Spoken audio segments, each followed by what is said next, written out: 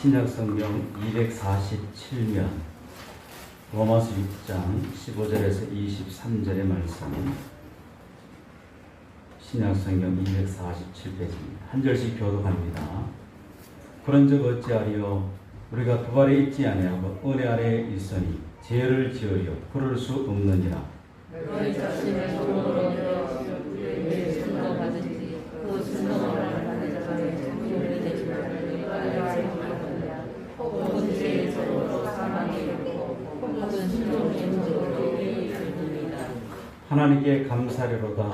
너희가 본래 죄의 종이더니 너에게 전하여 준 바 교훈의 본을 마음으로 순종하여 죄로부터 해방되어 의의 종이 되었느니라. 너희 육신이 연약함으로 내가 사람의 예도로 말하노니 전에 너희가 너희 지체를 부정과 불법에 내어주어 불법에 이른 것 같이 이제는 너희 지체를 의에게 종으로 내어주어 거룩함에 이르라.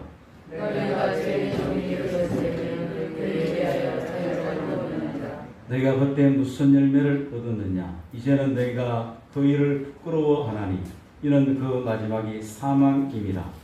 그러나 이제는 너희가 죄로부터 해방되고 하나님께 종이 되어 거룩함에 이르는 열매를 맺으니 그 마지막은 영생이라. 다같이 죄의 삭스는 사망이요 하나님의 사는 그리스도 예수 우리 주 안에 있는 영생이니라. 아멘.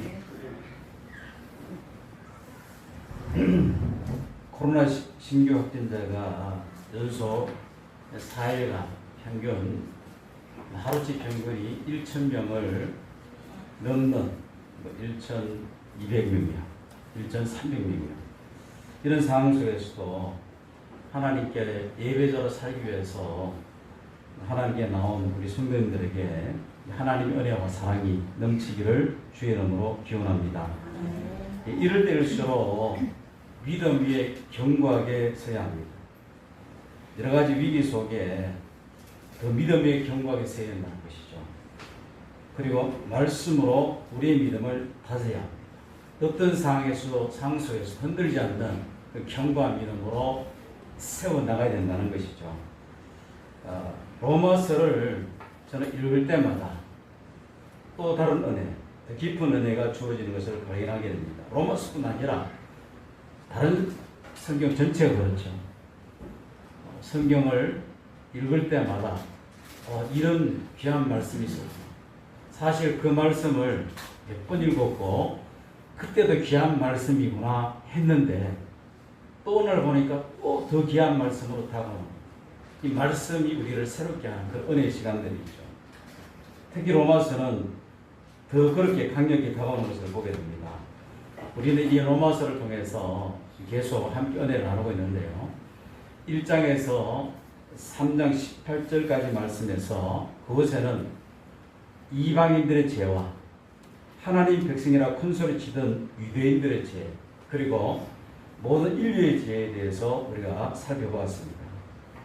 그런데 하나님께서는 로마서 3장 19절의 말씀을 통해서 죄인인 인간이 의롭게 될 수 있는 오직 유일한 길, 오직 한 길은 어떤 길이라고 말씀하고 있습니까? 예수 그리스도를 믿음으로 말미암는 길, 또 예수 그리스도를 믿음으로 말미암아 이 어렵다 하심을 얻은 자들은 하나님이 주시는 놀라운 복을 누리며 살게 된다는 사실을 함께 나누었습니다. 어떤 하나님의 축복을 누리고 삽니까? 어렵다 하심 얻은 자들이 누리는 삶을 이렇게 말씀을 드렸죠. 성경에 있는 내용입니다. 하나님과 화평을 누리는 삶. 이 얼마나 축복된 삶인지 몰라요. 그리고 환난과 고난 속에서도 절구하는 것. 어떻게 이렇게 살 수 있을까? 하나님의 은혜 속에 살면 환난과 고난 속에서도 절구하며 인내하며 소망 가운데 살아가는 성도의 모습을 성경은 말씀하고 있습니다. 그리고 내주하시는 성경을 통해서 하나님의 사랑을 끊임없이 체험하는 삶을 살게 된다. 또 어떤 삶이었습니까? 무엇보다 하나님과의 관계 회복에서는 행복을 누리며 사는 그리스도인. 그래서 우리 그리스도인들은 어떻게 살아가는 사람들입니까? 라고 물으면 행복하게 살아가는 사람들입니다. 라고 말할 수 있다는 거예요. 예수 믿는 사람들 어떻게 살아가는 존재들이냐 물으면 믿음 생활을 즐기며 살아가는 사람들이다 라고 대답할 수 있다는 겁니다. 그리고 6장 1절에서 14절에서 이 어렵다 하심을 얻은 자들은 예수 그리스도와 연합된 자들이고 예수 그리스도 안에서 사는 자들이기 때문에 연합된 자고 그리고 예수 그리스도 안에서 사는 자들이기 때문에 누가? 예수 믿는 우리가. 그런 사람들은 의의 병기가 되어 주님께 영광을 돌리며 살아야 한다는 사실을 살펴보았습니다. 이 시간에는 의에게 종으로 내어주어라는 제목으로 함께 은혜를 나누고자 하는데요. 예수 믿기 전에 우리는 세상의 이익을 위해, 세상의 쾌락을 위해 죄의 종으로 살았습니다.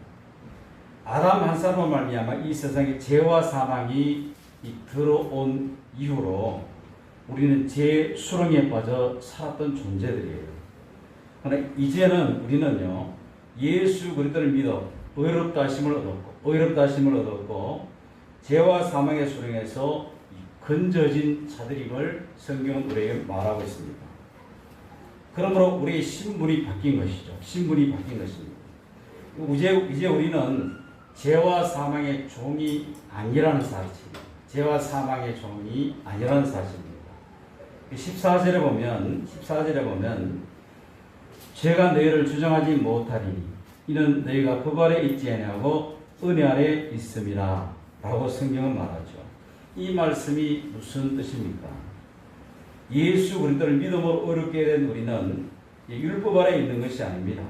하나님 은혜 아래 있다는 것입니다. 그러므로 죄와 사망이 우리를 주관치 못한다는 것이죠. 무엇 때문에? 하나님 은혜 안에 있기 때문에 그렇다는 겁니다. 그러므로 우리는 더 이상 죄에 속한 죄의 종이 아니라는 겁니다. 우리는 예수 그리스도로 말미암아 하나님께 속한 하나님의 종이 되었습니다. 저와 여러분은 의롭다 하심을 입은 의의 종이 되었습니다. 이게 굉장히 중요해요. 하나님의 종이 되었습니다. 이제 의의 종이 되었습니다. 의의 종이 될 것입니다가 아니라 하나님의 종이 되었고 의의 종이 되었다는 겁니다. 그런데 문제는 이런 은혜를 받는 우리가 이 복음을 잘못 받아들이면 죄를 좀 짓는다고 해서 지옥 가는 건 아니잖아 라는 생각을 할 수 있다는 것이죠. 죄 좀 지으면 어때? 이 세상에 나쁜 사람들 얼마나 많은데 이미 나는 용서 안 받았는데 라고 좀 뻔뻔해지는 그런 모습이 있을 수 있다는 것이죠. 사실 그런 모습을 부끄러워해야 되는데 나도 모르게 뻔뻔해져 버리는 유대인들이 그런 죄를 지었다는 겁니다. 바로 그것을 신랄하게 비판하는 것을 보게 됐죠. 예수님의 십자가 은혜로 모든 죄가 사함받았다는 복음을 이렇게 왜곡할 경우가 있다는 겁니다. 그건 나도 모르게 그렇게 될 수 있다는 것이죠. 말은 그렇게 하지 않지만 삶을 그렇게 사는 그리스도인들이 꽤 많다는 것입니다. 죄와 싸우지 않고 근성 해결을 하고 넘어가는 우리의 모습을 볼 때가 있다는 것이죠. 그러나 명심해야 됩니다. 십자가의 은혜는 우리의 죄를 뒤치락거리만 하는 그것으로 끝나는 것이 결코 아니라는 겁니다. 로마서 하면 생각나는 구절이 로마서 1장 17절에 엄청난 말씀이죠. 오직 의인은 믿음으로 말미암아 살리라. 그런데 이 말씀을 어떻게 읽느냐가 굉장히 중요합니다. 오직 의인은 믿음으로 말미암아 살리라. 이것을요 많은 그리스도인들이 이렇게 읽을 수 있다는 겁니다. 의인은 믿음으로 여전히 죄도 지을 수 있으며 죄의 종류도 하며 평생 또 죄 지어서요 회개합니다. 용서해 주세요. 용서해 주신 것을 믿습니다 하며 살아갈 것이다 라고 이해하고 그렇게 사는 사람들이 있어요. 사실 이런 부분들이 없잖아 우리에게 있는 것을 보게 됩니다. 그런데 그러면은 이런 모습은요 믿음의 초보에 머물러 있는 모습이다 라고 말할 수 있는 것이죠. 결코 우리는 거기에 머물러 있어서는 결코 안 된다는 겁니다. 의인은 믿음으로, 오직 의인은 믿음으로 하나님 말씀대로 죄에서 벗어난 삶을 의롭게 사랑하며 살 것이다 라고 읽는 것이 더 정확하다는 것이죠. 물론 전자의 그런 모습들이 우리 속에 없을 수가 없는 겁니다. 그런데 거기에 계속 머물러 있으면 믿음의 초보에 머물러 있다는 거예요. 이제 의인은 오직 믿음으로 말씀에 순종하며 의의 종으로 살아가며 사랑하며 살 것이다. 이렇게 당당하게 승리하며 사는 그리스도인이 되어야 되는데 그렇지 못한 모습들이 우리 속에 많이 있다는 것이죠. 복음은 죄를 지어도 괜찮다고 우리를 안심시키는 능력이 아니라는 겁니다. 죄의 종로로 가는 데서 우리를 구원하여 하나님께 순종하며 살도록 구원해 주시는 능력이 복음이라. 물론 복음이 죄를 지어도 괜찮다라고 안심시켜주는 부분이 있을 수도 있는 것 같아요. 그런데 그 측면은 아주 미세한 겁니다. 정말 복음은 하나님 말씀에 순종하며 구원에 이르는 능력에 이르게 하는 그 능력이 복음 안에 있다라는 것을 우리는 알아야 된다는 겁니다. 특히 하나님께 순종하며 살도록 구원해 주시는 능력, 그게 복음의 능력이죠. 하나님께 순종하며 살도록 구원해 주신 하나님의 능력. 어디에 순종하느냐에 따라 그의 종이 되는 것은 예수를 믿든 안 믿든 달라지지 않는다는 것입니다. 그래서 16절에 보니까 너희 자신을 종으로 내어줘 누구에게 순종하든지 그 순종함을 받는 자의 종이 되는 줄을 너희가 알지 못하느냐 라고 바울은 질문하죠. 이 말은 좀 쉽게 표현하면 여러분이 복종하는 그 사람의 종이 되는 것임을 알지 못합니까? 그런 말이죠. 혹은 죄의 종으로 사망에 이르고 혹은 순종의 종으로 의에 이르느니라 라고 말하고 있습니다. 이 진리가 예수를 믿으면 바뀌는 줄 아는 이들이 있어요. 예수를 믿으면 죄 짓고 살아도 천국 간다. 이렇게 생각하고 살아가는 사람들도 있다는 겁니다. 오해하시면 안 되죠, 제 말을. 그런데요, 예수를 믿어도 죄 짓고 살면 마지막은 영원한 죽음이 될 수 있다. 이 경고의 말씀에 우리 귀를 기울여야 된다. 물론 예수 믿고 의에 이르고 예수 믿고 주님의 공로로 구원에 이르는 것 절대로 흔들지 않는 진리이죠. 그런데 바울은 한편으로 굉장히 우리에게 경건한 말씀들을 많이 합니다. 남은 구원에 이르게 하고 나는 그 구원에서 이탈될까 두려워한다. 굉장히 겸손함으로 끝까지 하나님께 붙들림 받은 것을 잡으려고 달려가는 바울의 모습을 보게 되죠. 구원받아서 이제 탱자하자가 아니라는 겁니다. 표대를 향하여 계속 달려가는 바울의 모습을 우리는 잊지 말아야 된다는 것이죠. 16절에 보니까 혹은 죄의 종으로 사망이라 혹은 순종의 종으로 의에 이르느니라 라고 말하고 있습니다. 이 말씀은 예수를 믿는 사람과 믿지 않는 사람에게 동일한 기준이 적용될 수 있다는 것이죠. 그런데 중요한 것은요, 이 로마서가 먼저 1차적으로 수신자가 누굽니까? 로마에 있는 성도들이에요. 예수 믿는 성도들이 1차 수신자입니다. 로마에 있는 성도들에게 보내진 바울의 서신이죠. 편지이죠. 그런데 성령의 감동으로 성경의 영감으로 말씀을 썼기 때문에 하나님 말씀으로 성경 66권에 들어가 있는 겁니다. 그래서 예수 믿는 성도에게 주어진 말씀이라는 거예요. 성도에게. 그럼 이방인들은 이 말씀 읽을까요? 전혀 읽지 않습니다. 그래서 그들이 혹은 죄의 종으로 사망에 이르고 혹은 순종의 종으로 의에 이르니라 이게 전혀 관심이 없어요. 그런데 로마서에 있는 교인들에게 너희들 잘 읽어봐. 이 말씀을 정말 뼈에 새겨야 돼. 마음의 신비에 새겨야 돼. 이런 마음으로 바울이 로마서를 썼겠죠. 그래서 예수 믿는 성도들이 이 말씀을 읽습니다. 혹은 죄의 종으로 사망에 이르고 혹은 순종의 종으로 의에 이르느니. 그래서 예수 믿는 성도들에게 굉장히 경고하는 그런 말씀이기도 하다는 겁니다.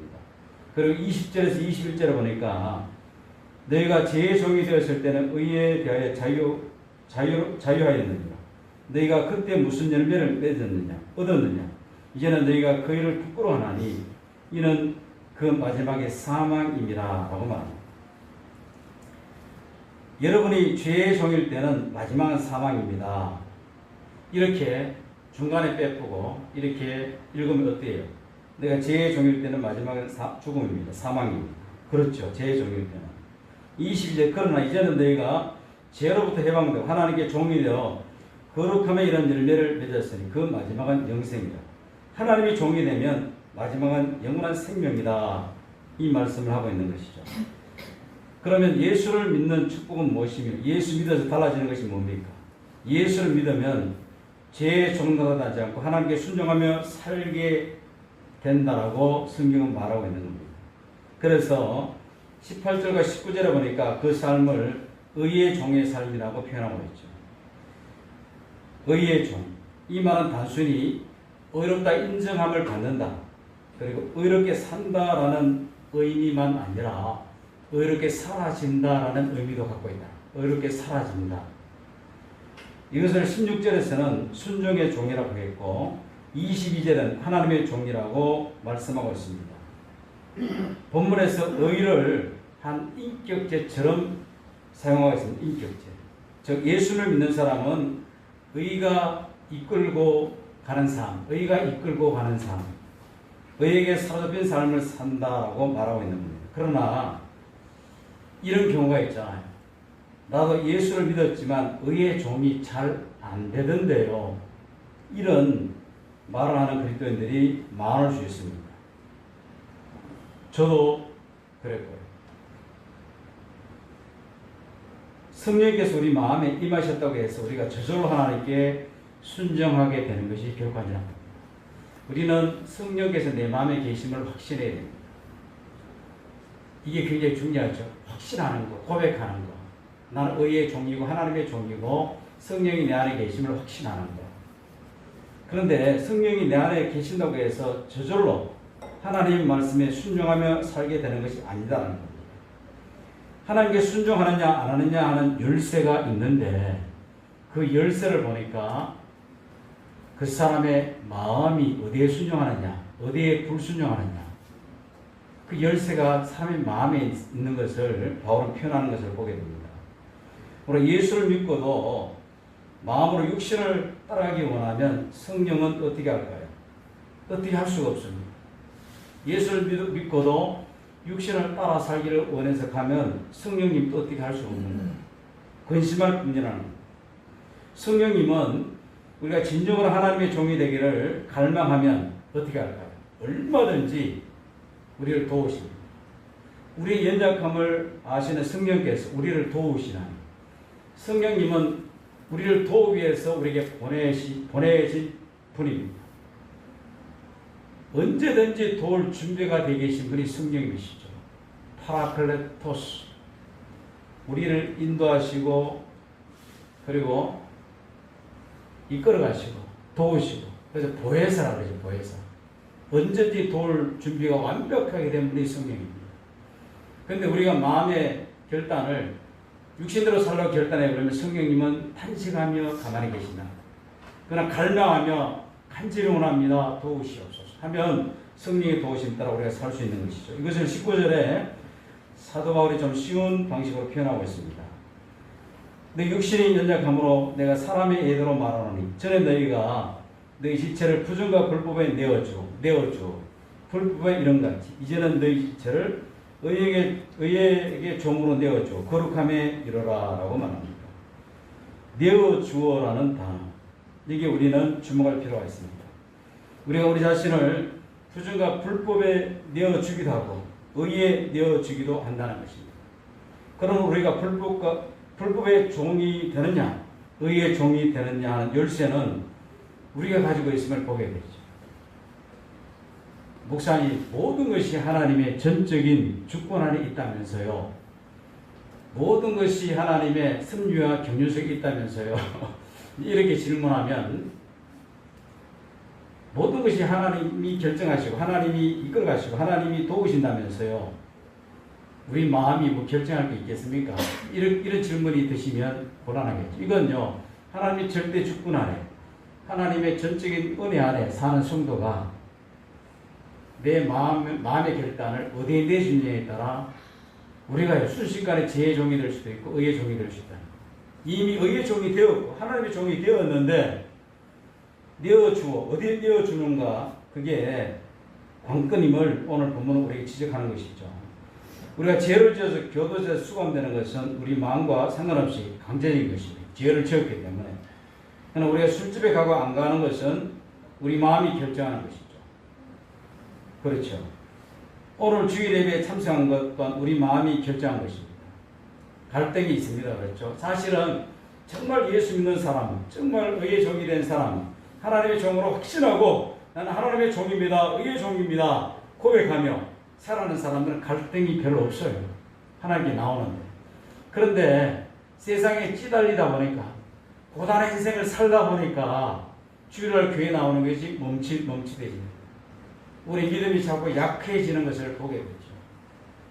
제 동생이 어젠가 그저께 전화 왔는데 이런저런 얘기하다가 형 인생이 왜 고단하나 이러더라고. 그래, 고단하지. 정말 고단하지. 내 인생이 왜 고단하지 이 말에 그 동생의 마음이 그냥 실려서 내 마음에 이렇게 오는 거야. 고단함의 고단한 인생이 그냥 전달되는 거야. 인생이 고단합니다. 정말 즐겁고 기쁘디만 찬양하고 이게 아니라 고단한 게 얼마나 많은지 몰라요. 한 문제가 해결되면 또 문제가 터지고 또 연거푸 터지고 막 터지다 보면 정말 고단하죠. 그래서 일반적인 사람들은 이 고단한 인생 빨리 끝내고 싶다. 그래서 이상한 결정을 내리는 것을 보게 됩니다. 왜? 너무 고단하고 괴로우니까. 우리 예수 믿는 사람들도 그런 생각이 불현듯 들 때가 있습니다. 저는 전혀 그런 생각 안 드는데요. 라는 사람은 믿음이 좋은 사람. 그런데 우리가 살다 보면 그런 마음들이 우리에게 찾아올 때가 있어요. 이 고단한 인생. 이 인생 고단하다. 그래서 욥이 그렇게 말하잖아요. 티끌을 날리면 어떻게 됩니까? 티끌이 하늘에 팍 퍼지면 날립니다. 근데 얘 고난이 이렇게 많구나. 이런 표현을 쓰는 것을 보게 돼요. 티끌처럼 고난이 다가오는 그런 모습들을 고백하는 것을 보게 됩니다. 이게 바로 인생이죠. 멀리 가다가 고단한 있으나 내가 알고 있는데 이 고단한 겁니다. 인생이. 아무튼 그렇죠. 그런 가운데서도 예배 참석, 그렇죠. 어디에 내주느냐 그 얘기는 우리의 마음의 결정이 중요한. 그런 가운데서도 우리의 마음의 결정을 어떻게 하느냐가 굉장히 중요합니다. 어떻게 하느냐. 결국 우리 인생은 누구에게 순종하느냐에 달려 있습니다. 평생 죄의 종로를 하며 평생 살 것인가, 하나님의 종으로 살 것인가. 그런데 이 순종이 우리 마음에 달려 있음을 성경에 표현합니다. 17절을 같이 한번 읽어볼까요? 17절 시작. 하나님께 감사하리로다. 너희가 본래 죄의 종이더니 너희에게 전하여 준 바 마음으로 순종하라. 이게 너희에게 전하여 준 바 교훈의 본을 마음으로 순종하여. 누가? 로마 교인들. 그리고 누가? 오늘 저와 여러분들. 너희에게 전하여 준 바 교훈이 뭡니까? 바로 십자가의 복음, 예수의 복음. 이 교훈의 본을 마음으로 순종하여 죄로부터 해방되어 의에게 종이 되었는데, 마음으로 순종하여 우리는 의에게 종이 되었다라고 말하고 있습니다. 여기서 한 가지 질문이 생기죠. 마음으로 순종. 우리가 마음을 바꾸면 하면 그러면 제 종이 의의 종이 된다란 말입니다. 그러면 십자가 왜 필요한 거야? 마음을 바꾸면 되는데.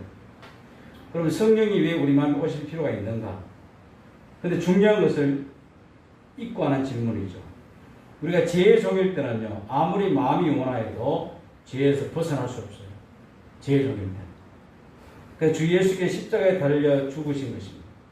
우리 옛사람이 죽어 죄의 종도 돼 세방되고 새 생명으로 살게 된 것입니다. 마음이 진정한 자유하게 된 것이죠. 예수 밖에 있을 때는 마음이 아무리 원해도 제 종이 될 수밖에 없습니다. 그러니까 예수 안에 들어와 하나님의 종이 되면 마음이 원하면 얼마든지 의의 종으로, 제 종으로 살 수 있는 능력이 나 안에 있음을 말씀하고 있는 겁니다. 그전에는 마음으로 아무리 제 종에서 벗어나려고 하더라도 벗어날 수가 없다는 것입니다. 그런데 이제 마음이 자유함이 되었죠. 그것으로 끝난 것이 결코 아니라는 겁니다. 이제 자유하게 된 마음으로 무엇을 결단하는가가 굉장히 중요하죠. 여전히 육신의 욕망을 따라 제 종노릇하며 살 것인가, 이제는 성령의 도움을 받아 하나님의 종이 될 것인가, 이 결단하며 살아가는 것입니다. 우리가 진정으로 하나님의 종이 되려고 하면 이제는 된다는 것이죠. 왜? 예수 안에 있기 때문에. 성령이 우리 연약함을 도우시기 때문에. 예수 밖에 있을 때는 하나님의 종이 되고 싶어 될 수 없는 겁니다. 성령께서 우리를 도우시기 때문에 하나님의 뜻대로 살 수 있는 은혜가 와 있기 때문에 그렇게 살 수 있다는 겁니다. 그렇다고 해서 100% 그렇게 다 살 수는 없죠. 그러나 넘어짐이 있더라도 또 일어남이 있고, 넘어짐이 있더라도 또 일어남이 있고, 또 그렇게 살기로 결단하고 주님 바라보며 이렇게 세우시는 은혜가 우리 속에 있다는 겁니다. 그러나 우리 육신을 따라 살려고 하면 우리는 다시 죄의 종로로 끌려가는 우리의 모습을 보게 되는 것이죠.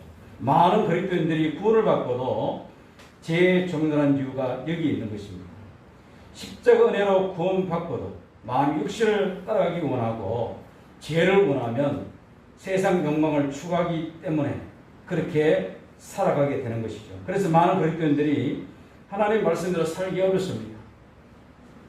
성경 읽고 기도하며 오직 주님 바라보고 살기가 정말 힘드네요. 힘들어서 못하겠다, 이런 말을 할 때가 있죠. 그런데 결코 아니란 것입니다. 마음이 없어서 그걸 운전하는 것이죠. 마음으로 순종하여 의의 종으로 자신을 끊임없이 내어주면 그렇게 살아가는 능력이 있기 때문에 살아가진다는 겁니다.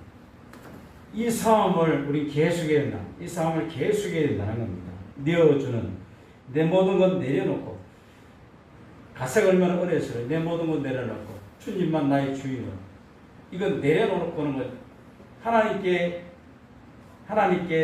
내 자신을 내어주는 겁니다. 내어주는 겁니다. 예수님께서는 마태복음 7장 13절에서 14절에 이 주님을 따라 사는 삶은 좁은 길이라고 말하고 있죠. 좁은 문으로 들어가라. 멸망으로 인도하는 문은 크고 그 길이 넓어 그리로 들어가는 자가 많고 생명을 인도하는 문은 좁고 길이 협착하여 찾는 자가 적음이라. 실제로 예수님을 따라가는 길은 세상 기준으로 보면 어때요? 좁고 협착합니다. 많은 사람이 그 좁은 길로 가기 싫어합니다. 그런데 그 길이 대로처럼 여겨지는 사람이 있어요. 인간적인 관점으로 볼 때는, 세상적인 관점으로 볼 때 예수 믿는 것이 좁은 길인데, 그런데 그런 가운데서도 그 길이 대로처럼 느껴지는 사람이 있다. 시편 84편 5절에 보니까 주께 힘을 얻고 그 마음에 시온에 데려가 있는 자는 복이 있나이다 라고 말합니다. 주께 힘을 얻고 그 마음에 시온에 데려가 있는 자는 복이 있나이다. 주께 힘을 얻은 자, 그 마음에 시온에 데려가 있는 자는 복이 있다. 이렇게 그 마음에 시온에 데려가 있는 자가 있고 없는 자가 있다는 겁니다. 이 말씀은 다시 표현하면 마음으로부터 시온으로 가고 싶어하는 사람의 마음을 말하는 것이죠. 마음으로부터 이미 시온으로 가고 싶어하는 마음. 마음이 가고 싶으면 그 길은 넓은 길이 되는 겁니다. 아무리 좁은 길이라도 내 마음이 시온의 대로, 그러니까 말씀대로 그 마음이 시온에 데려가 있는 사람, 이 마음 자체가 시온의 대로, 그렇죠? 넓은 길이라고 생각되어지는 사람, 그런 사람에는 그 길을 갈 수 있는 능력이 있는 겁니다. 그러나 시온으로 가는 좁은 길을 가진 사람은 마음이 시온으로 가기 싫은 사람이라는 겁니다. 사실 수많은 사람들이 초대교회 때 고난을 받았어요. 죽음을 당하잖아요. 그런데 하늘 가는 밝은 길은 누가 부르셨습니까? 주기철 목사님. 주기철 목사님 일대기 영화도 나오고 그랬잖아요. 목판을 걸어가는 모습을 보게 됩니다. 하늘 가는 밝은 길을 부르면서 어떻게 그거 갈 수 있을까? 목판을 어떻게 그걸 갈 수 있습니까? 이 마음의 시온의 대로를 가진 자입니다. 주님께 힘을 얻은 자입니다. 그러니까 목판 뒤로 목판 아시죠? 못이 삐쭉삐쭉 튀어나와 있는 그 위로 걸어간다. 그게 가능할까요? 마음의 시온에 데려가 있고 주께 힘을 얻는 자는 그 길을 걸어가도 하늘 가는 밝은 길을 하면서 찬양하면서 그 길을 갈 수 있다는 거예요. 수많은 믿음의 사람들이 그 길을 가는 것을 보게 됐죠. 과거에 니케아 종교회의 뭐 이런 얘기를 많이 들었을 겁니다. 니케아 종교회의에 300명가량 종교, 특히 이제 기독교에 관한 기독교, 종교주의라 그러면 불교 이게 다 포함되니까 그게 아니고 기독교에 관한 믿음의 사람들이 모여 회의를 합니다. 근데 거기에 보니까 어떤 사람은 눈이 하나 없는 사람, 어떤 사람은 팔이 하나짜리 사람, 어떤 사람은 다리가 하나 없는 사람, 이 불구자들이 많더라고요. 복음 전하다가 고난받다가 예수의 흔적을 가진 사람이 된 것이죠. 손이 잘려가고 눈이 빠지고. 그리고 그들은요 마음이 시온에 들어가 있기 때문에 그게 중요한 게 아니라 영원한 하나님 나라 그리고 하나님이 원하시는 그 삶을 사는 것이 더 중요한 겁니다. 그러다 보니까 그 고난 중에서도 그렇게 살면서 그 회의에 참석해서 회의를 열게 된 것이죠. 과연 우리는 예수를 위해서 무엇을 내어주었는가? 하나님의 영광을 위해서 무엇을 잘라냈는가? 우리 자신도 한번 돌아볼 필요가 있는 겁니다. 하나님께서 우리에게 원하시는 건 뭘까요? 돈입니까? 아니면 건강입니까? 생명입니까? 물론 하나님도 하나님께 물질로 생기는 거 기뻐하실 겁니다. 생명 드리겠습니다. 기뻐하실 겁니다. 그런데 하나님께 정말 간절히 원하는 것은 우리의 진실된 마음이죠. 진실된 마음. 잠언서 23장 26절에 보니까 내 아들아 내 마음을 내게 주며 내 눈으로 내 길을 즐거워할지어다. 하나님께서 우리에게 원하는 게 뭡니까? 너 마음을 내게 주라는 겁니다. 마음이 있는 곳에 몸이 따라가게 되어 있어요. 그리고 내 눈으로 내 길을 즐거워할지어다. 마음을 주님께 주면 고난의 길이든 아니면 영광의 길이든 즐거워하는 그런 믿음의 삶을 살게 되는 것이죠. 사랑하는 여러분, 우리가 하나님을 기쁘시게 드린 것이 얼마나 쉬운지 몰라요. 누구나 다 할 수 있다는 겁니다. 그것은 바로 하나님께 마음을 드리는 것입니다. 하나님께서 원하시는 것은 마음으로부터는 순종을 원하시는 거죠. 그 마음으로부터 순종하는 하나님의 종이 되어야 합니다. 오늘 보면 22절에 보니까 그러나 이제는 너희가 죄로부터 해방되어 하나님께 종이 되어 거룩함에 이런 열매를 맺었으니 그 마지막은 영생이다. 이제는 너희가 죄에서 해방되고 하나님의 종이 되어라는 말을 마음에 쓰게 됩니다. 저와 여러분이 다 하나님의 종입니다. 평생 이 사실을 분명히 인식하고 살아야 합니다. 나는 하나님의 종이다. 나는 하나님의 종이다. 내가 나를 봐도 하나님의 종 같지 않는 모습이 있을 수 있습니다. 그런데 중요한 것은 하나님의 은혜로, 예수 그리스도의 은혜로 나는 하나님의 종이 된 겁니다. 이 사실 잊지 말아야 돼요. 내 안에 하나님의 종이 될 만한 자격이 없었다는 겁니다. 하나님이 은혜로 주어진 은혜가 바로 하나님의 종의 자격이죠. 그래서 나는 하나님의 종임을 확신하는 신앙의 고백과 태도가 중요합니다.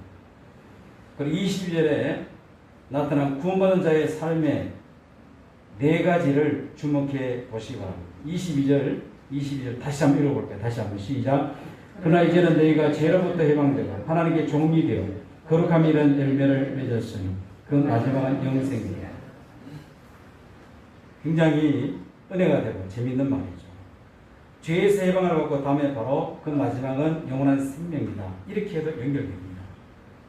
그런데 거기에 그치지 않고 죄에서 해방받고 영원한 생명을 얻는 사이에 두 가지의 삶을 요구하죠. 하나님의 종이 되어 거룩함이 있는 삶의 열매가 있음을 우리 잊지 말아야 합니다.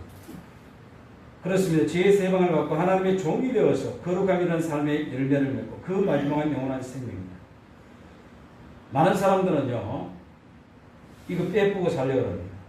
죄에서 해방되고 그마지고 영원한 생명입니다. 죄에서 해방되고 그마지고 영원한 생명입니다. 종의 삶도 없고 거룩한 열매도 없고 그냥 죄에서 해방되었으니까 영원한 생명이 내게 주어졌다.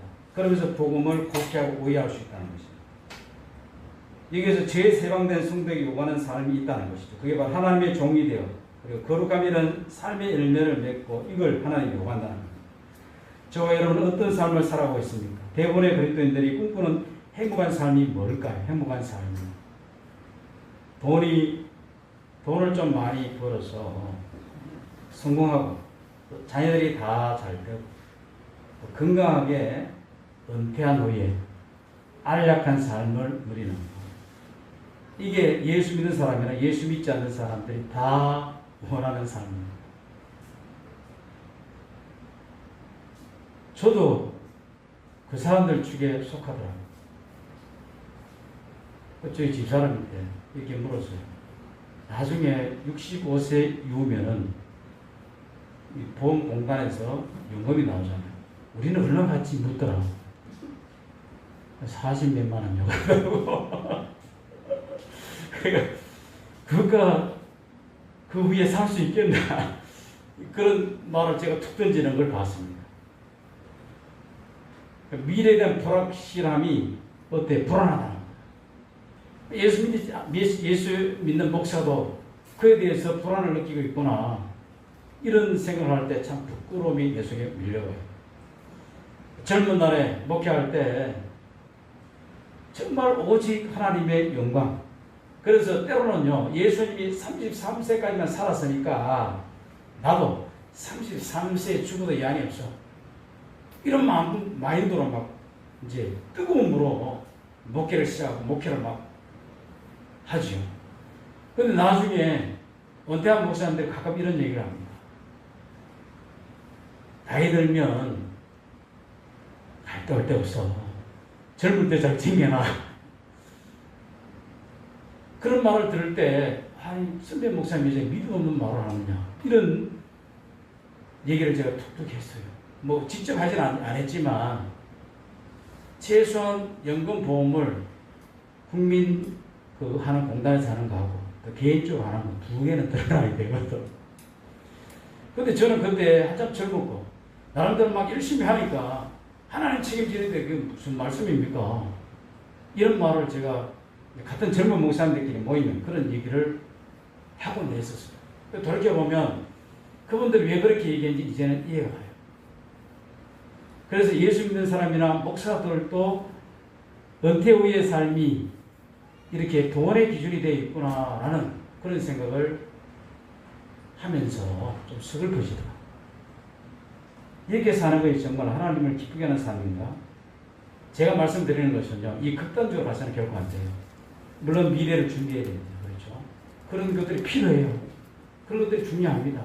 근데 그게 올인해서는 결코 안 된다는 것이죠. 그래서 하나님 앞에 섰을 때, 우리가 무엇을 하나님께 자랑할 수 있을까요? 하나님, 제가 차는 차 보십시오. 제가 살던 집을 보십시오. 제 학력을 보십시오. 이거 하나님께 내세울 수 있겠습니까? 하나님 앞에 섰을 때는요, 그것은 아무것도 아니라는 것입니다. 그래서 우리 본질을 위해서는 결코 안 된다는 거죠. 본질을 위해서는 결코 안 된다. 우리가 하나님 앞에 섰을 때, 그 주인이 이르되 잘하였도다. 착하고 충성된 종아, 내가 작은 일에 충성하였으니 내가 많은 것을 내게 맡기니 내 주인의 즐거움에 참여할지어다. 하는 말씀을 듣는 것이야말로 가장 복된 삶이 아니겠습니까? 우리는 십자가의 은혜로 우리의 심령이 죄의 권세에서 벗어나 자유를 얻었지만 여전히 마귀는 시퍼런 눈을 뜨고, 그렇죠, 우는 사자와 같이 삼킬 자를 찾아서 다닌다고 성경은 말하고 있습니다. 그 어떻게 마귀의 공격에서 안전할 수 있겠는가? 하나님이 종이 되면 분명한 삶을 살아야 됩니다. 하나님의 종이 되면 분명한 삶을 살아야 됩니다. 이것이 마귀의 공격으로부터 우리를 지킬 유일한 길이라는 것이죠. 그 삶이 바로 하나님의 종이 되어서 거룩함 이런 삶의 열매를 맺고, 여기에 답이 있다는 겁니다. 만약 저 여러분의 마음에서 속삭여요. 죄가 이리 와. 이렇게 속삭입니다. 그때 하나님의 의의 종에 자기를 내어주는 사람은 그 소리에 깜짝 놀라면서 호통을 쳐야 됩니다. 네가 누구냐? 내가 하나님의 종인데 의의 종으로 내가 이미 내어줬고 의의 종으로 내어주고 그렇게 사는데 네가 누구냐고 이 죄에 대해서 호통을 쳐야 된다는 겁니다. 그럴 때 아마 죄도 깜짝 놀랄 거예요. 그리고 호통만 치고 끝나면 안 되죠. 이제 하나님을 향해서 이렇게 반응해야 됩니다. 주님, 나는 당신의 종입니다. 거룩함이 있는 삶을 맺을 수 있도록 도와주시옵소서. 우리 연약해서 죄의 소리에 귀를 기울 때가 있잖아요. 그럴 때 거룩함에 이르는 열매를 맺게 도우소서 라고 우리는 하나님을 향해야 된다는 것입니다. 그래서 의에게 끊임없이 자기를 종으로 내어주고 그럴 때 승리할 수 있죠. 내어준다는 말은 순종해야 된다는 그런 말입니다. 순종이 없는 믿음은 거짓 믿음이라는 것이죠. 끊임없이 의에게 종으로 자신을 내어주는 삶을 사는 것. 어떤 일이 있을 때 어떤 결정을 할 때 이 세 가지만 잘 생각하고 결정하면은 의의 종으로 내어주는 삶을 살게 되는 것이죠. 제일 중요한 것이 뭐냐면 내가 지금 결정하는 일이 하나님이 기뻐하시는 것, 하나님 입가에 미소 짓게 하는 것. 또 하나는 사람과의 관계 속에서 덕을 세우는 일입니다. 또 하나는 이것이 나에게 어떤 유익을 주는가. 이 세 가지만을 잘 살피면 의의 종으로 내어주는 삶을 살게 되는 것이죠. 정말 하나님이 기뻐하시는 모습입니다. 그리고 사람과의 관계에서 이게 덕이 되는 삶입니다. 정말 옳은 말이라도 이거 했을 때 저 사람이 큰 상처를 받으면 덕을 세우는 말을 하는 것이 훨씬 좋은 것이죠. 옳은 말이라고 다 그 사람을 살리는 것은 결코 아니라 그 사람의 수준에 따라 말의 수위를 조절하는 것도 굉장히 중요한 것이죠. 지혜롭게 하는 것. 아무튼 저와 여러분은 모두 자신이 하나님의 종되었음을 명심하고 오직 하나님께 순종함으로 삶 속에서 역사하시는 하나님 은혜를 경험하고 살아야 합니다. 그래서 오죽한 바울이 나는 날마다 죽노라 그랬습니다. 날마다 죽노라. 이미 죽었는데 왜 죽노라 그렇게 말할까? 끊임없이 살아나는 그 자신의 옛 본성, 그걸 날마다 죽이는, 철서 복종시키는 바울의 모습을 보게 됩니다. 그래야 의의 종으로 자신을 끊임없이 내어주는 삶의 모습이 그런 모습이랍니다. 그래서 의의 종으로 내어주는 것, 끊임없이 의의 종으로 내어주는 삶을 통해서 주님이 나와 동행하는 그런 믿음의 삶을 살다 보면 나도 모르게 영원한 하나님 나라에, 이미 내가 하나님 나라에 있지만, 그렇죠? 우리에게 완성되어 우리에게 다가올 하나님 나라에 들어가는 영광을 누리게 될 것입니다. 얼마나 인생이 고단합니까? 참 고단하잖아요. 저희 아버님 보면 고단하시고, 94세가 넘으셨죠. 그런데도 당신이 할 일을 에너지를 아낍니다. 에너지를 아껴서 방에서 이렇게 계시다가 에너지가 좀 충족되면 나가서 당신이 하실 일을 하시더라. 그러면서 정말 힘들어. 정말 힘들어. 이런 말들을 연거푸 계속 뱉는 거. 힘들다. 사실은요, 그 연세 되면 정말 힘든 나이잖아요.